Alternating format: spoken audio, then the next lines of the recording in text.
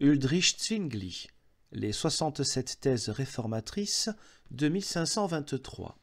Le 38e article. Pour autant que les autorités séculières n'ordonnent pas ce qui est contre Dieu.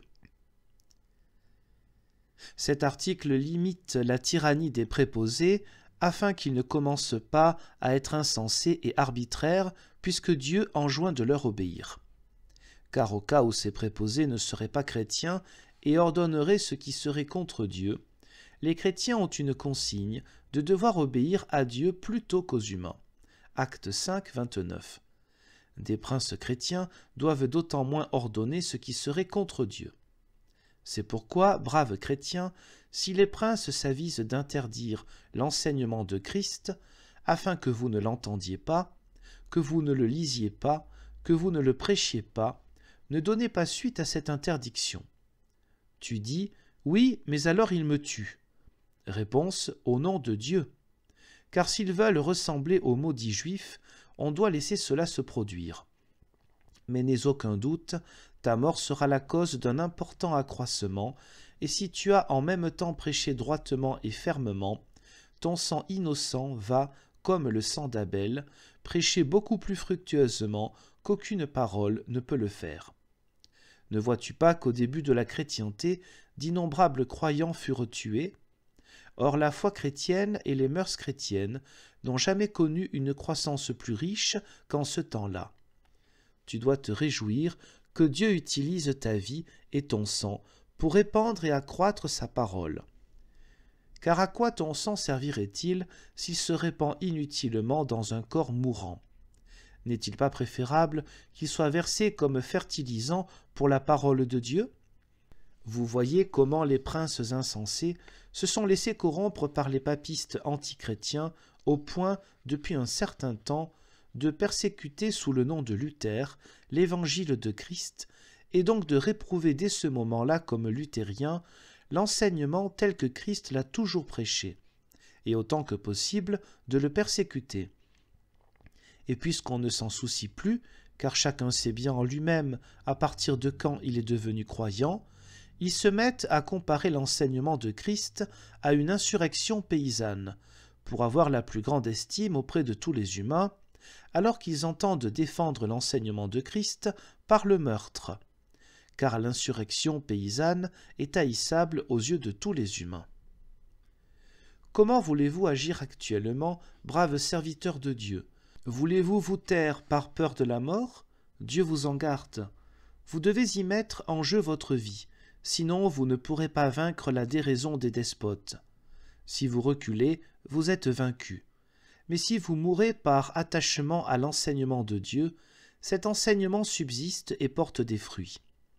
La semence doit pourrir et mourir avant de donner du fruit.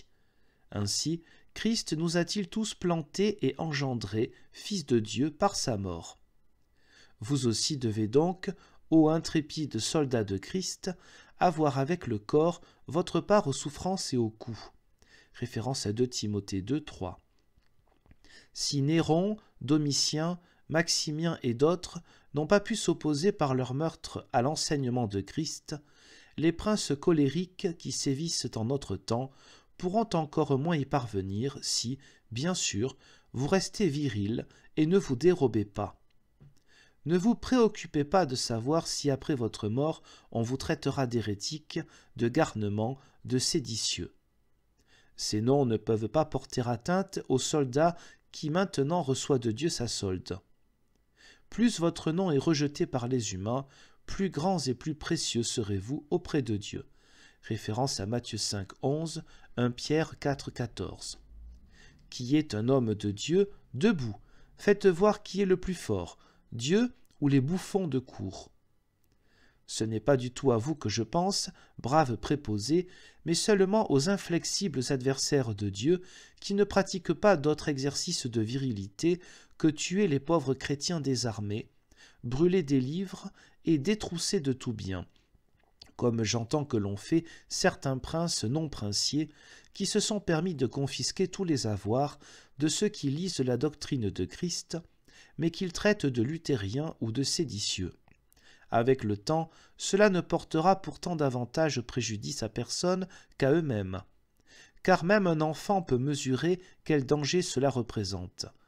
Le danger que des garnements arrogants et corrompus puissent très bientôt entreprendre de confondre, par de faux témoignages, un brave citoyen, pour avoir lu des livres luthériens qui n'ont pas lu, afin que leur revienne la part promise aux délateurs. Et si ça se trouve, ça retombera sur la tête des princes foldingues. Considérez, vous, gens de cour, les anciennes histoires des Romains, de Marius, de Sulla, de César et d'autres. Vous verrez ce que rapportent aux délateurs les biens dérobés aux citoyens. C'est pourquoi, braves princes, ne laissez pas les veules papistes vous être si chers que, pour leur plaire, vous entrepreniez ce qui porte préjudice à votre fonction et à votre nom. Cependant, l'enseignement de Christ veut être pris sérieusement en considération. S'il se trouve que quelqu'un en a fait un attrape-nigaud, il s'y accroche. Mais s'il agit fidèlement dans le service et les affaires de Dieu, pourquoi voudriez-vous vous battre contre Dieu? Ou bien pensez-vous que, s'il n'y avait pas de Dieu, le monde pourrait supporter longtemps votre malice? Si vous êtes des juges, écoutez les deux parties. Vous voyez pourtant bien que les papistes ne veulent pas se mettre l'Écriture sous la dent et ne cherchent pas à se confronter à elle. Or, cette entreprise a pour seul enjeu la vérité de l'Écriture. Si cela doit continuer ainsi, il vous arrivera réellement ce que vous faites à d'autres gens. Leur faites-vous violence, il vous sera fait violence, car à la mesure dont vous jaugez, vous serez jaugé en retour.